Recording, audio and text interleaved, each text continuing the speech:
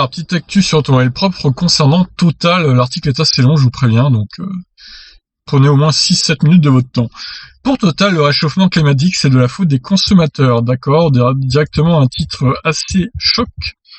11 investisseurs dont la Banque Postale Asset Management et le Crédit Mutuel, dans une action coordonnée par la société de gestion Meschart, avaient inscrit à l'ordre du jour de l'Assemblée générale du groupe une résolution rejetée qui aura posé à Total de définir des objectifs climatiques plus ambitieux au niveau mondial.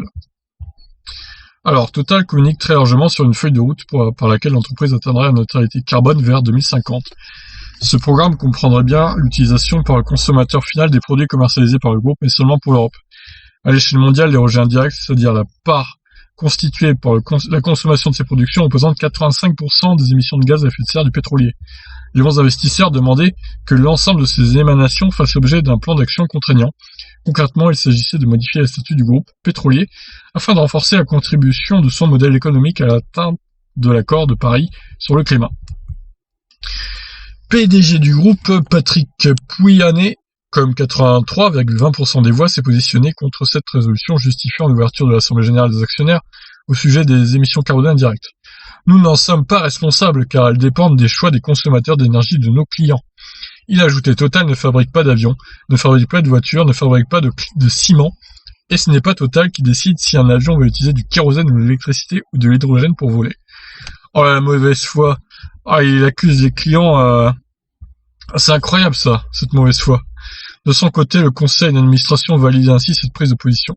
L'adoption de la résolution proposée conduira à rendre votre société responsable d'émissions sur lesquelles elle n'est pas en capacité d'agir, seuls les clients en ayant la maîtrise directe.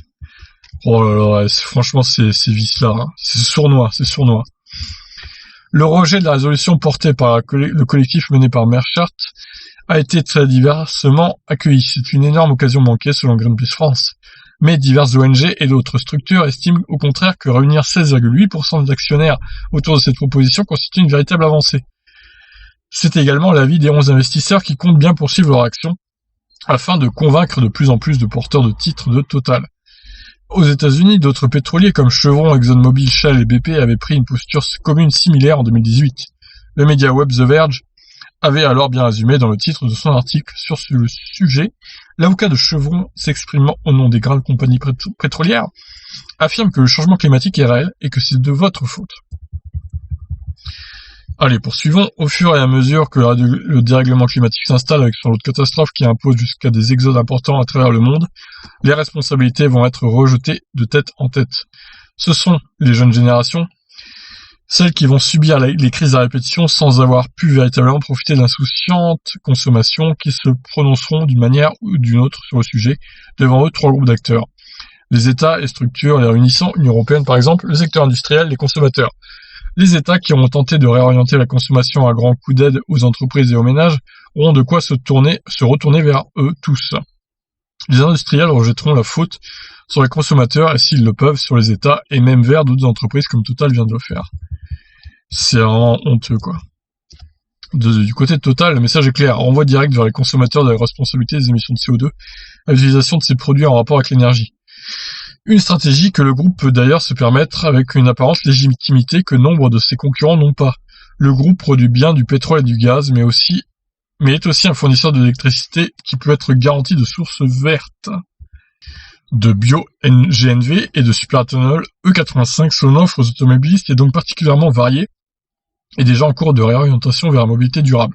Total peut se permettre d'aligner des arguments le dédouanant au moins partiellement de la responsabilité des émissions directes de CO2 à l'utilisation de ces produits. Est-ce cependant légitime et acceptable de vouloir se placer en entité extérieure au problème et d'avoir une position vertueuse pour l'Europe différente du reste du monde pour des enjeux qui ne connaissent pas de frontières? C'est exactement ça.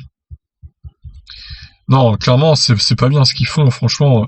Faut assumer à bout d'un moment qu'ils participent à la pollution de la planète, quoi. Sans eux, il y aurait pas d'essence et du coup, il y aurait pas de pollution à grande échelle. Bon, il n'y a pas que Total, évidemment, il y a d'autres compagnies pétrolières. Pas sûr que les constructeurs apprécient leur envoi de la balle en carbone dans leur camp. Total ne fabrique pas de voitures ni d'avions ou de véhicules en général. C'est presque vrai, mais cet argument est à peine recevable de la part d'une entreprise qui se réjouit d'un partenariat de plus de 50 ans avec Citroën. La grande marque française à la traîne sur la mobilité durable face à Renault est désormais à Peugeot. Le geste manque en tout cas d'élégance et chacun appréciera l'absence de solidarité avec une industrie qui lui donne sa raison d'exister et de se développer depuis des dizaines d'années.